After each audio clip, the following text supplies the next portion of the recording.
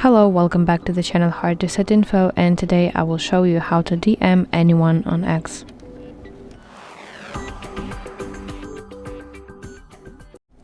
But before we start, I need to mention one important thing, that you can only DM people on X who follow you or who have their DMs open to everyone. Okay, so let's open X application on my phone, and you have to tap this letter icon in the bottom right corner of your screen. That's your messages section. Then you have to tap new message button or this sign with plus in the bottom right corner of your screen. And now you have to search for the person that you want to DM by typing their username. So start typing, and from the list of options, select specific person that you want to DM, and this will redirect you to chat with this person.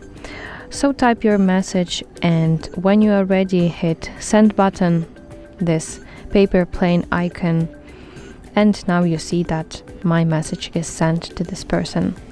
So that's it. Thank you for watching. I hope you find this video helpful, and if so, please like it and subscribe to our channel to see more content like this.